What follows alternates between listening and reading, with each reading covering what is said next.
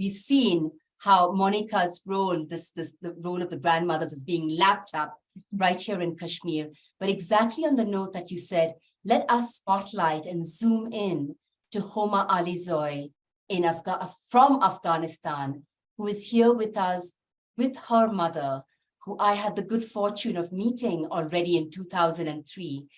Dear Homa, let us see your mother as well if you're still beside her.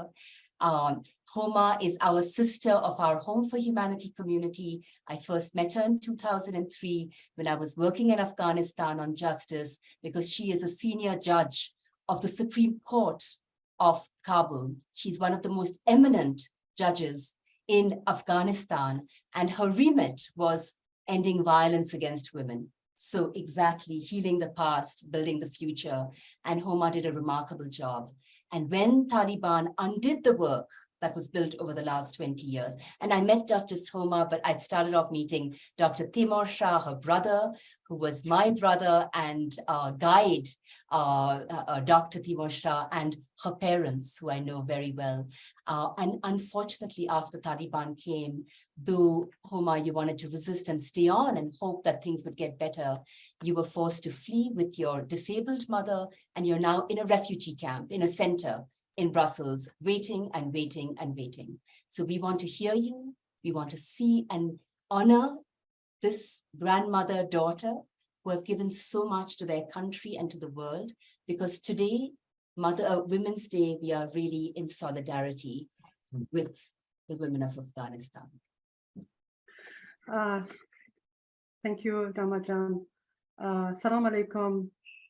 خوشحال هستم که جزء خانه بشریت هستم و I'm happy that I'm part of Home for Humanity و میتونم که صدای زنای فلسطین، سوریه، عراق، افغانستان و ایران بلند کنم. And I can raise voice of Iranian, Palestinian, and Syrian, in Iraqi, in Afghanistan, women for peace and freedom. Sorry that my mother is sick. She laid down.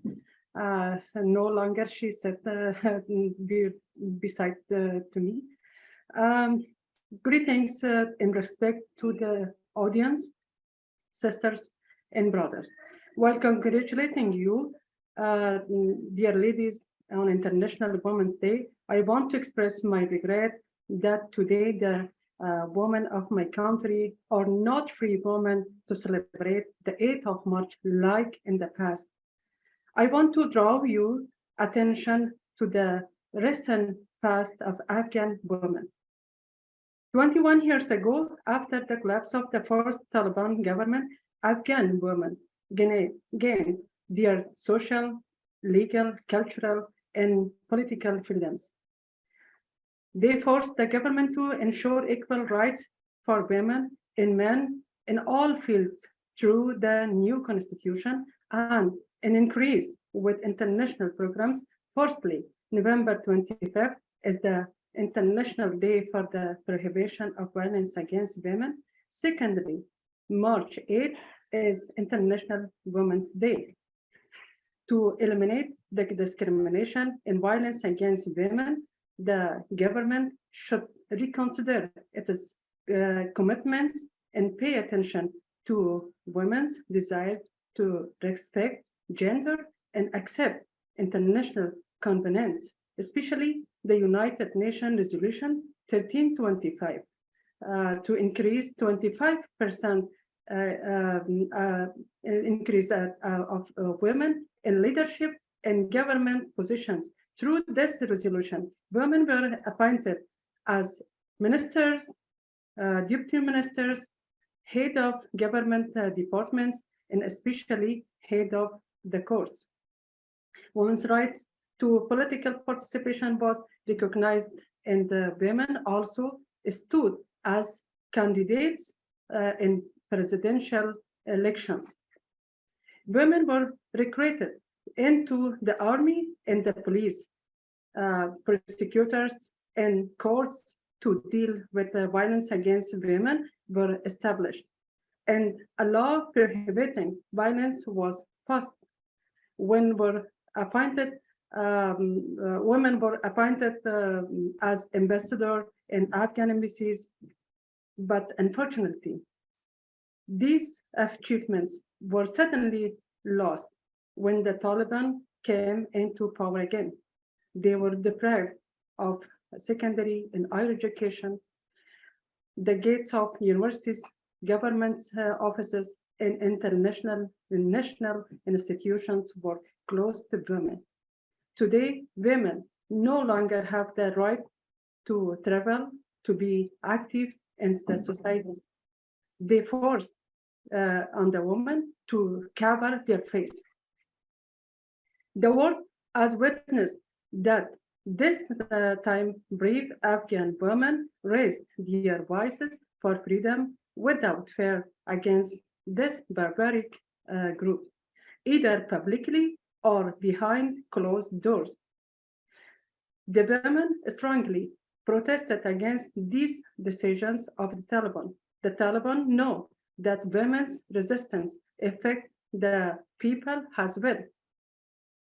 Therefore, they suppressed women, brutally arrested and tortured most of the protesting women, and removed their role models and male supporters in order to silence women's voices for freedom. They are still searching and killing protesting women and former government employees, especially military officers, also judges, prosecutors, public officials, community activists, and journalists continue to be prosecuted. I believe that international community, although they are well aware of the Taliban's ideology regarding dealing with women, allowed women to become victims in peace talks with the Taliban.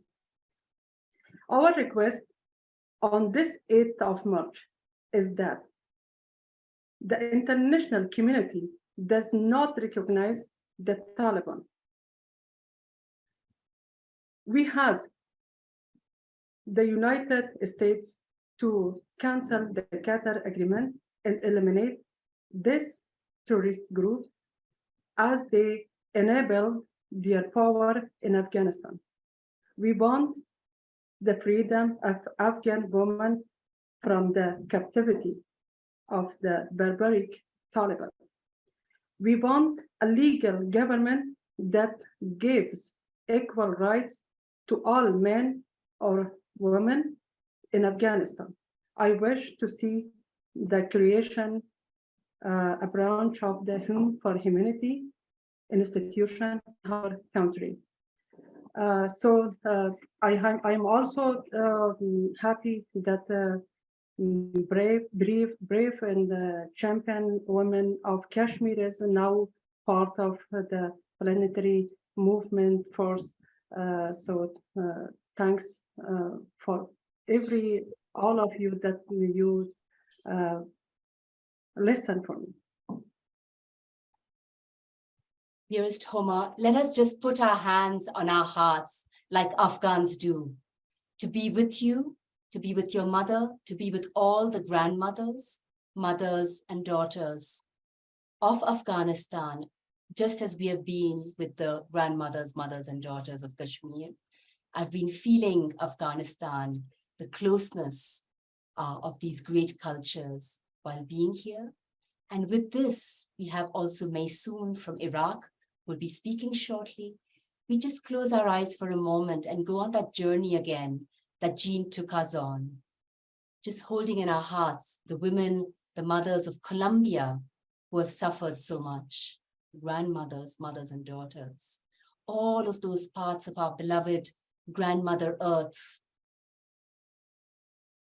where there's been so much violation and suffering. And with this hand on our hearts, we bring the balm of our grandmother's hands on our forehead, on our hearts of healing.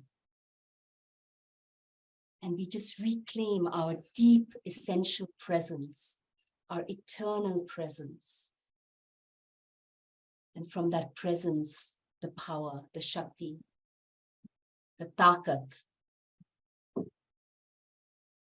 the deep wisdom, and the creativity, despite all odds, to do as Nilima and Shakti leaders would say, to hospice the old patriarchy and to midwife the new earth.